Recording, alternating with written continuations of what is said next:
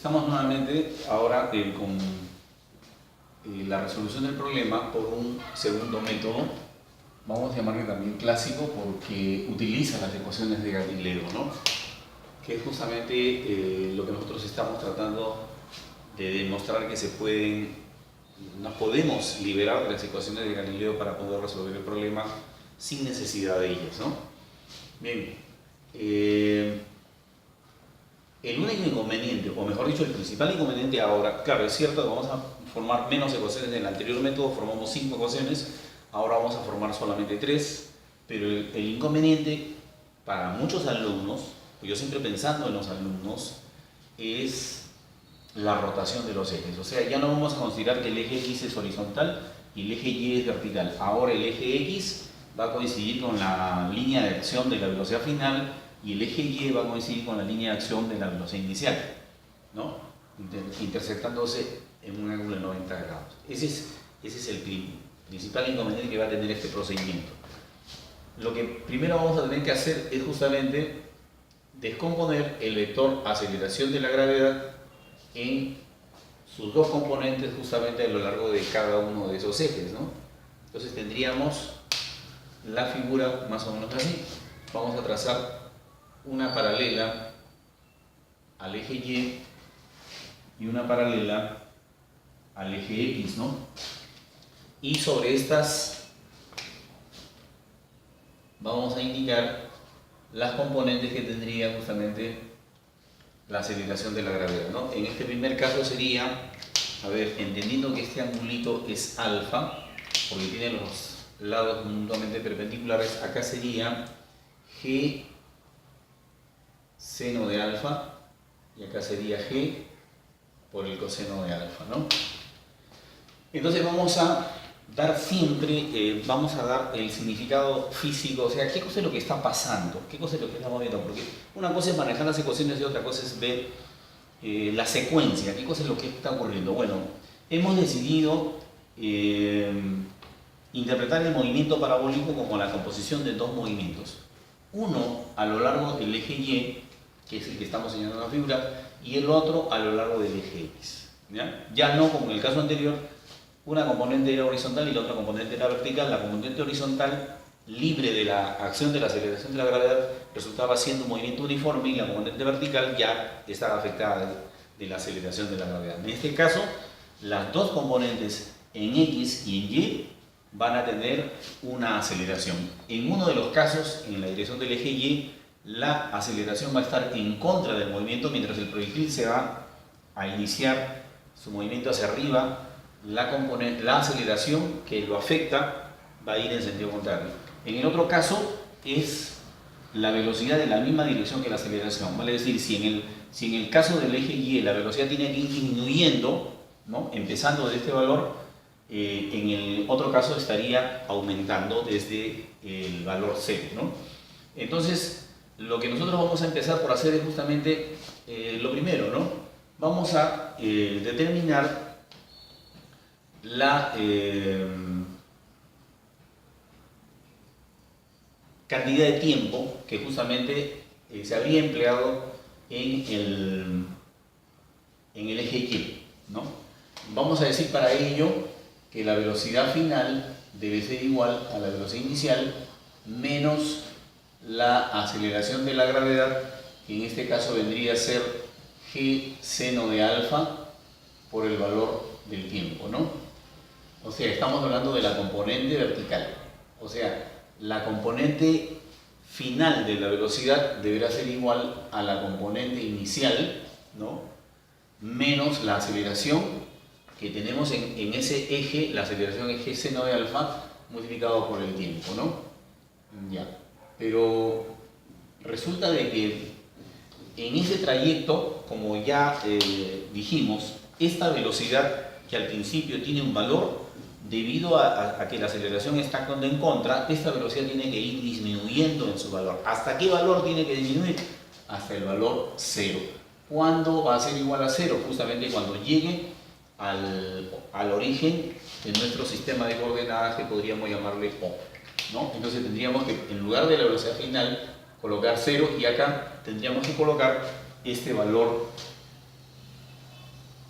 menos g por el seno de alfa, nada más. El valor de t es 1, y entonces aquí ya me estaría quedando la expresión que la v sub 0 sería igual a g seno de alfa, ¿no? Ahí tendríamos ya una primera relación, ¿no? Para poder resolver nuestro problema, ¿no? ¿Cuáles serían las coordenadas?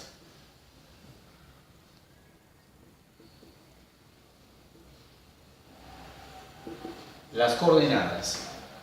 O sea, nosotros tenemos que determinar la distancia de A hasta B. Para eso necesito saber cuánto se ha recorrido en el eje Y y cuánto se ha recorrido en el eje X, ¿no? En base a eso nosotros vamos a poder determinar esta distancia que nos están pidiendo, que en este caso viene a ser R, ¿no? Entonces vamos a aplicar Pitágoras una vez que tengamos estas dos distancias. Entonces eso es lo que vamos a hacer a continuación, y vamos a decir entonces de que, a ver, empezando con la expresión de X, ¿ya? A ver, X, ¿qué cosa es X? X viene a ser la distancia que se ha recorrido en esta dirección, ya. Para recorrer esa distancia se ha empezado el movimiento con una velocidad inicial 0, ¿ya? Y luego, con esta aceleración, ¿no? En ese tiempo se ha determinado justamente ese recorrido. Entonces tendríamos que colocar acá que X va a ser igual a la velocidad inicial por el tiempo, ¿no? La velocidad inicial por el tiempo, más un medio de la aceleración por el tiempo elevado al cuadrado. Vuelvo a repetir, en este tramo del movimiento acelerado, la velocidad inicial empieza en 0 y esa distancia tendría que ser la mitad entonces de la aceleración multiplicada por el tiempo al cuadrado. Como el tiempo vale 1, entonces ahí nosotros tenemos ya la expresión lista para X, ¿no es cierto? Ahora, lo mismo tendríamos que hacer con Y, pero en Y vamos a tener un pequeño detalle, ¿no? Una posición final y una posición inicial. La posición final le vamos a llamar Y sub 1 para que no se confunda con esta de acá.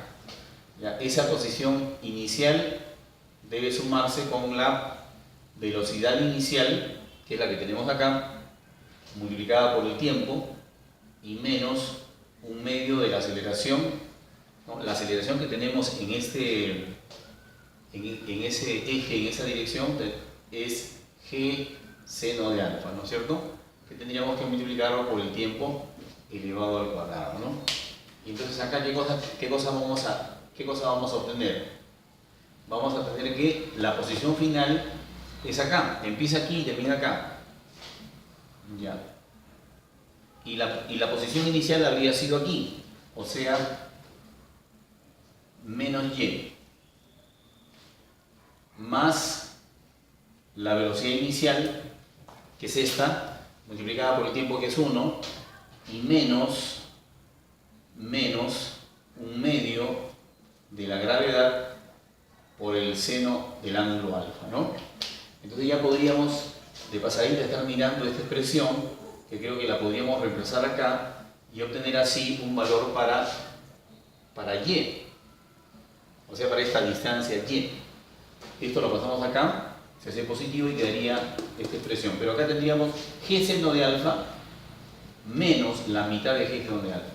¿Cuánto me va a quedar? La mitad,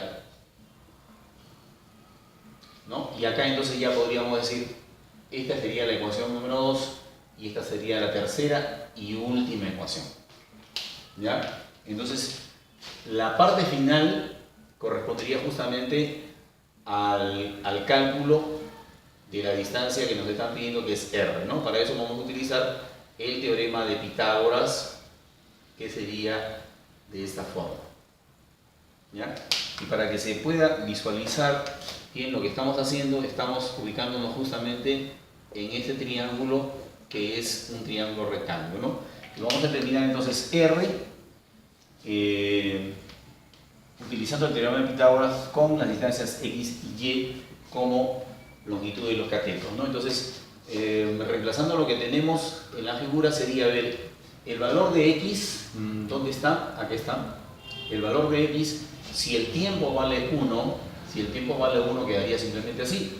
O sea, tendríamos ahí un medio de g coseno de alfa, ¿no? Todo esto, que es el valor de x, tendría que estar elevado al cuadrado. Más, ahora y. Y para y tenemos una expresión, que la tenemos acá, que es un medio de g por el seno de alfa. También elevado al cuadrado, ¿no? Entonces se puede visualizar de que hay un factor común, que es un medio de g, ¿no es cierto? Pero ese un medio de g está elevado al cuadrado, ¿ya? Por este lado tenemos r al cuadrado, ¿no? ¿Y qué cosa nos quedaría una vez que sacamos ese factor común de acá? Nos estaría quedando el coseno cuadrado de alfa más el seno cuadrado de alfa, ¿no?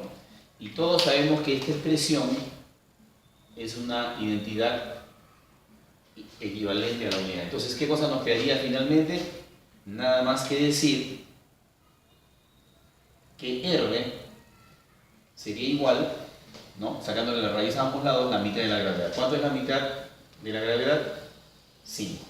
Entonces, aquí tendríamos la solución de este procedimiento. Como advertimos al principio, lo que nosotros tenemos acá son varias complicaciones. Es cierto que se han reducido el número de ecuaciones, pero la rotación de los ejes hace ya, en primer lugar, lo primero que yo puedo notar en este esquema, la primera dificultad que el alumno tiene que enfrentar es la interpretación del movimiento, ¿no? Si no se entendió, vuelvo a repetirla.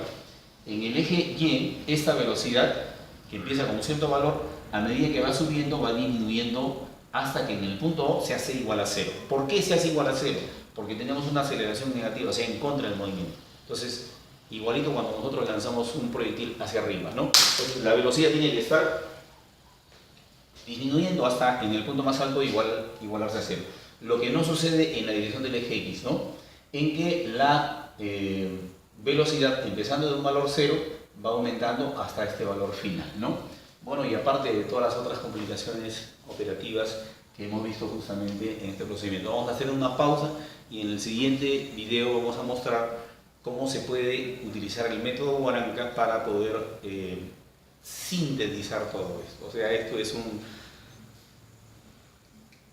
una complicación innecesaria a la cual no debemos recurrir nunca, ¿no? Un momentito.